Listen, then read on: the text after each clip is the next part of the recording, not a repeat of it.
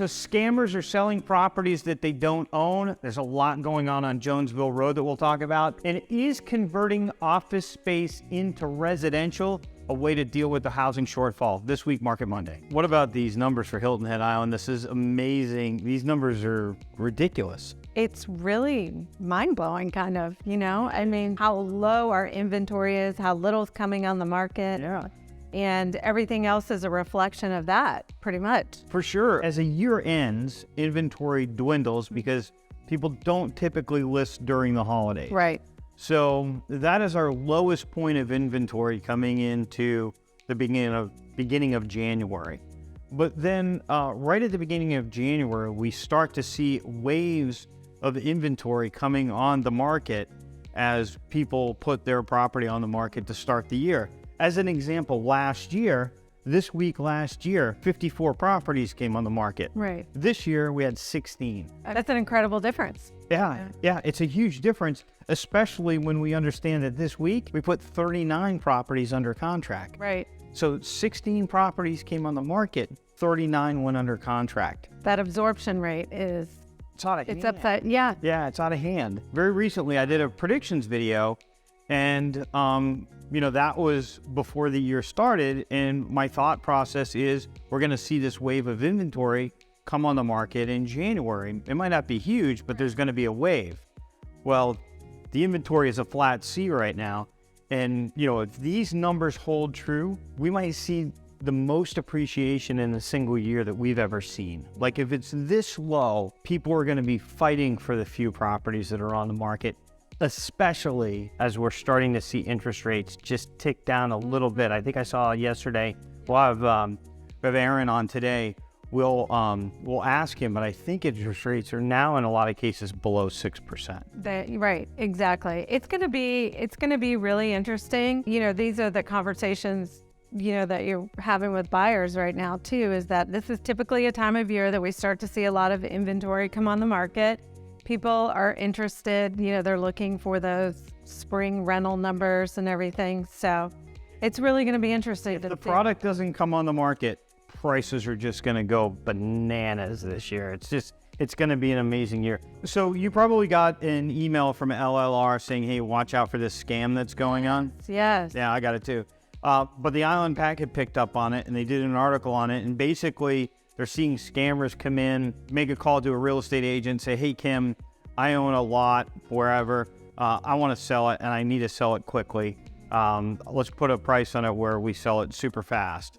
The problem is they don't own the lot. Yeah, kind of scary concept, and good for Mark for really recognizing that something was off. As agents, if something seems strange, it probably is, and you really need to dig deeper and figure out what's going on. This and wholesaling are the two things that I understand that LLR has the most problems with. Somebody coming in and basically putting in an agreement on a property where they only have to buy it if they resell it. Yeah. And so if they can get a contract on it for it's a little more money, they pocket the difference. If they can't, then a seller who thinks they sold their property will find out that they didn't really sell their property. Beaufort County has a spot on their website where you can actually register your property, and you can get any kind of alert anytime something is searched or anything relative to your property. So maybe we could put the link below on how you could register your property and get ahead of that. Good idea.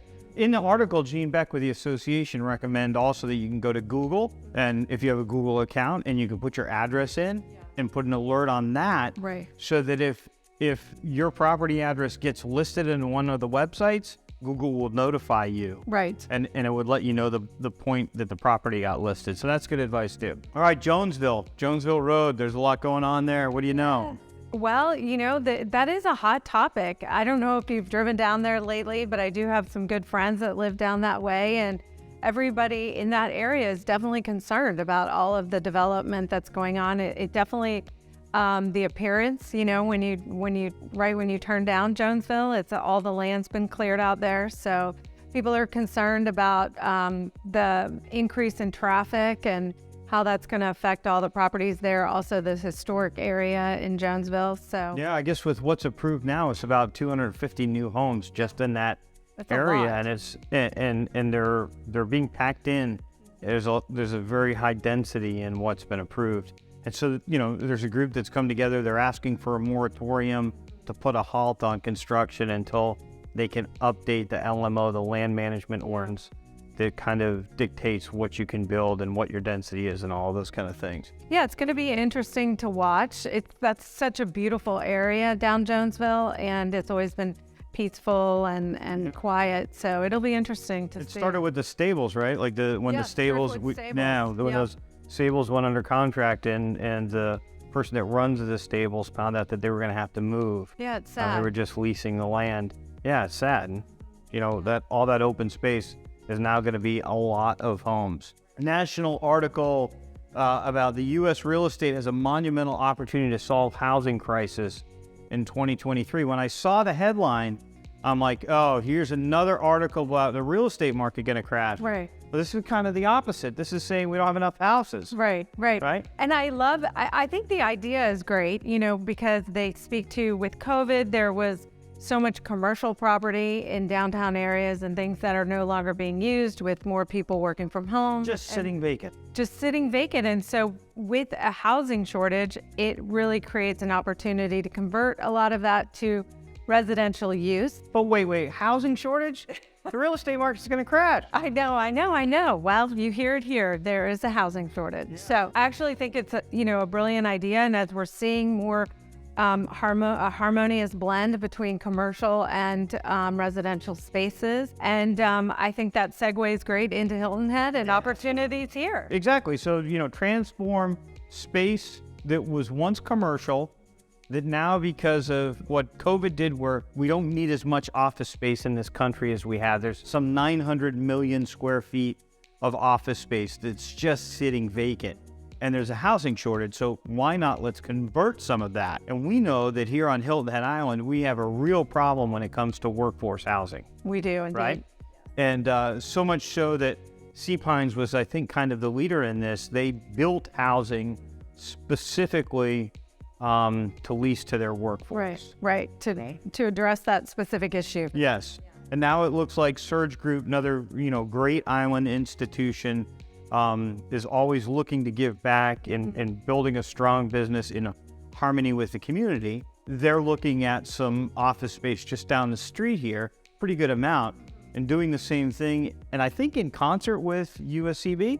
So it's the office buildings, and I think they've been sitting there vacant for a while on Office Park Way, over by USCB on the island. And they're even talking about, because parking will be an issue, having an agreement with USCB so that after hours, the residents can park at USCB parking lot and use those facilities. So it'd be really great to see the town, really help out and work with them on zoning here to solve a problem. And for me, I love when a government helps but doesn't fund the whole thing. It's a good situation when the private sector comes and uses their money to solve problems like this. Yeah, and I think there's a lot more open-mindedness too in commercial property owners and such, of seeing the benefits to combining commercial usage with the opportunity to also have short-term rentals, long-term rentals kind of mixed in. We have that over where our team office is, and it works beautifully. And I think we can look forward to hopefully seeing more of that. Yeah, for sure.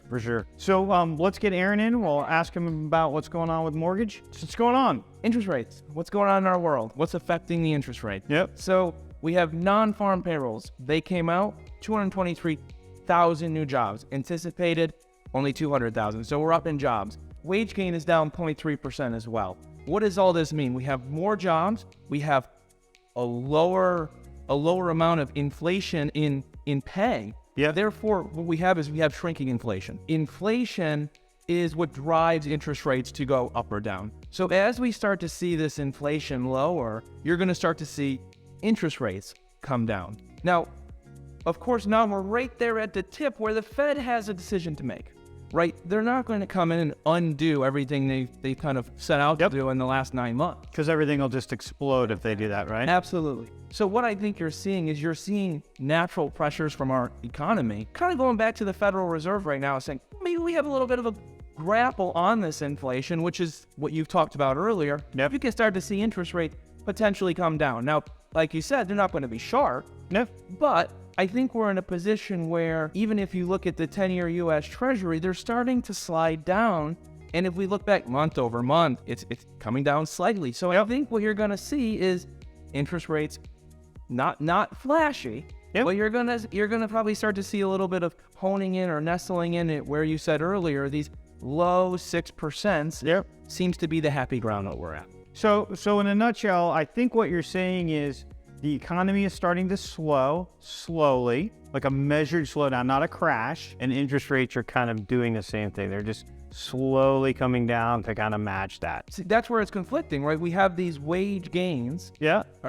Very, very slight wage gains, which is the showing inflation cooling. Yep. Inflation cooling, direct relationship to interest rates. Saying, hey, you might just start to see a little bit of that. So very common right now whenever I would talk to a client is we've come into an acceptance, if you will. Yeah. Interest rates aren't where they were a year ago. Sure. And the two-pronged process of let's buy now and we'll always be able to refinance because we're paying our rent. It's 100%. It's 100% interest rate in rent. Yep. And as you said, there's a housing shortage. Yep. So some of these people are saying, you know what? It doesn't look like the housing shortage is getting any better at the moment based on your numbers. Why don't we take a crack at it now and let's get the house we love and we'll refinance later. Yeah, for sure. That seems like exactly what's happening. A lot of people felt like this significant increase in the interest rates were going to cause a crash, right? And it just shows how strong the economy was. It didn't. It just slowed things down a little bit. It's going to be interesting to watch in the Fed's eyes whether they feel like we slowed it down enough.